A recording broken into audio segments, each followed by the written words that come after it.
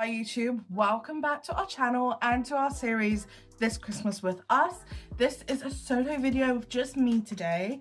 I am recovering from a cold, so bear with, but we are going to be making waffles while I answer some of the girl talk questions to do with traveling, as someone who went traveling full time with my fiance for 10 months and answering all the biggest questions.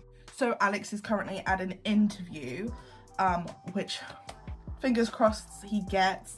We've been home now for 7 months and neither of us have been able to get a job, which has been a nightmare, but fingers crossed he will get this. And yeah, I feel like I'm the type of person that's going to get so distracted doing this. So I need to do 2 cups of flour, so let's do that. I've got like a while I answer the first question. So what is the most girl math purchase that I justified while traveling? Okay. Well, this is kind of a big one. So when planning the trip, we knew we were doing Asia last, so we knew we wanted to finish off in Tokyo. And then I was like, okay, so we just get a flight from Tokyo home. That makes sense. And then that's the end of the trip. And then I was like, well, we're from Tokyo, like where else could you go in the world? And I like got the Google flights thing up where you put like anywhere in, and Hawaii came up, and I was like, you know, we're going all the way around the world back through Asia to get back to the UK, like surely it's basically the same. I mean, it's probably not, to go the other way through the Pacific across the US and back. So I girl mathsed my way and convinced my fiance for us to fly to Hawaii, then fly to San Francisco, jump on a 2-day train across the country, which I've always wanted to do on the Amtrak, over to Chicago so that we could see Chicago, and then finish off our trip in New York City, because it just makes sense to fly home from New York City. And we actually ended up getting engaged in New York. So, I mean, it's a good thing I girl mathed him there, because it worked out for his benefit. He got me back to my favourite city to propose, so can't complain. Next for the recipe is 1 teaspoon of salt. I don't have I do have the proper things, I'm not gonna lie, they're in that box there, but I just can't be bothered. So 1 teaspoon of salt. And then, how do I keep my hair / skin routine together while traveling out of a suitcase? Right, I've got to be totally honest. I don't. Like, my hair and skin routine. Okay, well, to be honest, in the US, it was probably the best because I brought all the new products while I was there. I got ITK Skincare and Heritage by Mindy, which is Brooklyn and Bailey's mum, and it is my absolute favourite hair care company. The shampoo and conditioner, don't even look at my hair right now, but it's my favourite. And I'm running on a bottle that I bought 7 months ago when we were last in the US, and I've got this much left, but I'm how little can I wash my hair so that I can keep using this, because I will just wash my hair as little as possible just for that reason. In Asia, I really struggled. Oh, I forgot to say, so it's baking powder next, and it's 4 teaspoons of that. But yeah, in Asia, I really struggled because I feel you hear so much about how bad the water is for your hair. Honestly, it was. I then tried to dye my hair because it was going really yellow. Don't recommend. My hair is blonde, you can't really tell right now, but it's dyed blonde.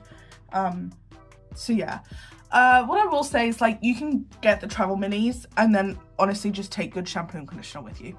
Okay, it's all melted.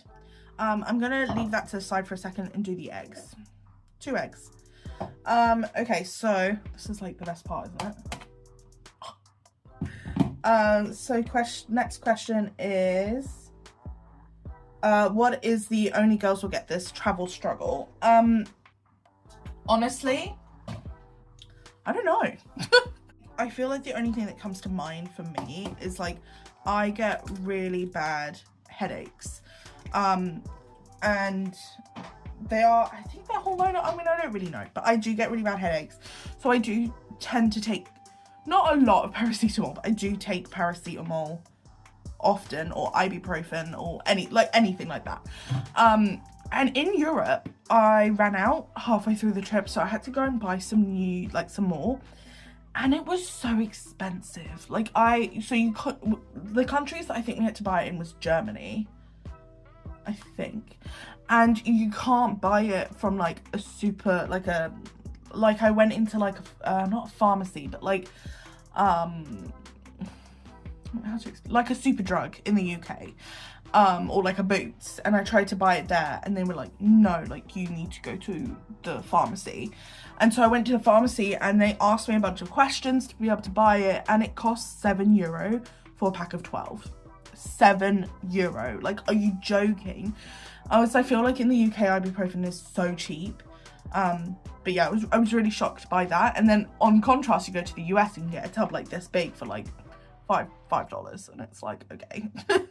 I'm actually still using those. I bought a bunch of tubs back with me from the US, and I'm like, I now don't have to buy paracetamol for like a year. I panicked because I thought I didn't have any vanilla extract, but I found it. Okay, so I'm gonna pour the butter in now. And then I need 1.5 cups of milk. Next question was, what is the sweetest thing he did for me while traveling? My fiance. Honestly, like, I can't pinpoint a very specific moment. I mean, I guess you could argue him proposing to me was pretty sweet.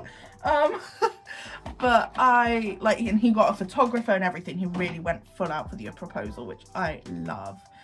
But that's an obvious one. But what I probably will say is, it wasn't like a one thing that he did. It was more like, anywhere we were, like if we got back to the hotel room and say I needed, I don't know, a snack, or I needed plasters from the store or something like that, like anything that we needed, or like we were meant to pick something up and we forgot. I'm whisking this all together now, by the way, so the concentration. He would always like run out and get it, no matter what time it was, no matter like how far the walk was or whatever he had to do to go and get it. He, like, I didn't even have to ask. I would just say like, we need this thing, and he'd be gone. Which, I mean, he does that in our lives here anyway. He's always been like that, so which is amazing. And yeah, that really like translated through in travel, especially like in places where it was like say 9 o'clock at night, and like say in Seattle 9 o'clock at night, and I was like, I wanna this, but I can't. He would go get it. Okay, Alex just called and he's just gone out of his interview, which is perfect because I'm about to put these on. I need to like mix better though. What's my girl code when traveling? Girl code? It's an interesting question. So I feel like my biggest thing when traveling is looking out for other people that are also in similar positions, especially like backpacking in Thailand and that. Like if I saw a girl that looked like she needed help, or like looked like something was wrong, I was always like, let's go up and help, because we're in a position where like we're not backpacking. We didn't backpack at all, and like you know, you just don't want anyone to be in an uncomfortable position. And so I guess, does that kind of answer the question? I don't really know. But my girl code in that sense was just making sure that like other women traveling were all right, and you know, always try and be friendly. I feel like it's horrible when you like are out, especially like a lot of solo travelers, and like you don't want people to be unfriendly towards you or like give you a dirty look. So just making sure that you're like friendly. That's probably my girl code. Advice I give to other girls who want to go full-time traveling: honestly, go. Like, I will say I was at a privilege like going with my fiance, but there were so many other people that were going that weren't with anyone else, or like a bunch of girls or whatever, and honestly it looked like they had so much fun. I would definitely recommend it. There's also like, if you want to do Asia or you want to do Australia, I know that you can like get onto those like trip things where they take you around. And honestly, in Australia we ran into so many of those, like people on like they take you up the coast, I think. I don't really know. I spoke to a couple people about it when we were there, And it seemed pretty interesting. I cannot get the lumps out of these bloody waffles. It's a nightmare. Okay, let's into, okay, my travel icks. Honestly, it's mostly to do with the airport, but like, I feel like my fiance and I came up with so many of these when we were traveling that we were like, seriously, do people have to do that? Do you know what's one for me is the people that at security leave their stuff in the bin at like after it's gone through and are taking everything off, putting everything back on. I'm like, you pick the bin up and you move it.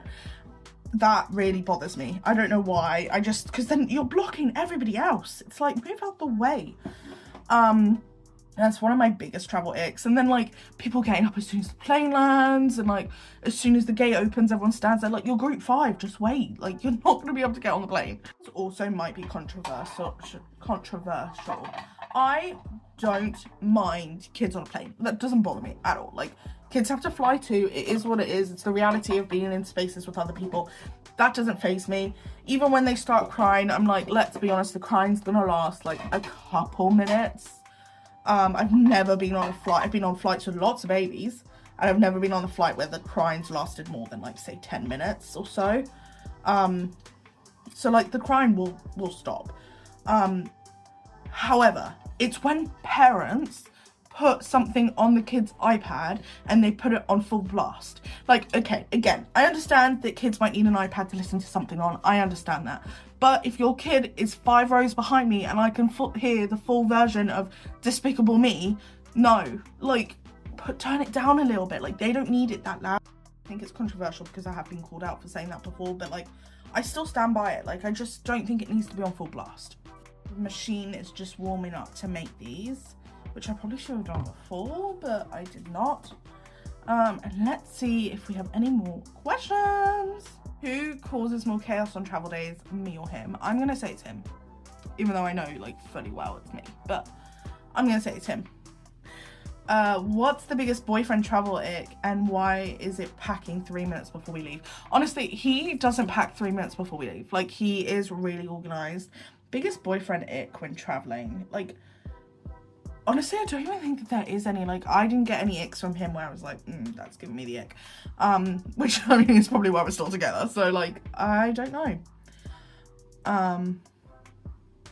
What is the most petty argument we had on the trip? Honestly, it was probably to do with food. Like, I wanted to eat here, he wanted to eat there. Or, like, we were looking for, like, a lot of the time it's like we're looking for a traditional place to eat, and it can sometimes be really hard to find a budget traditional place to eat.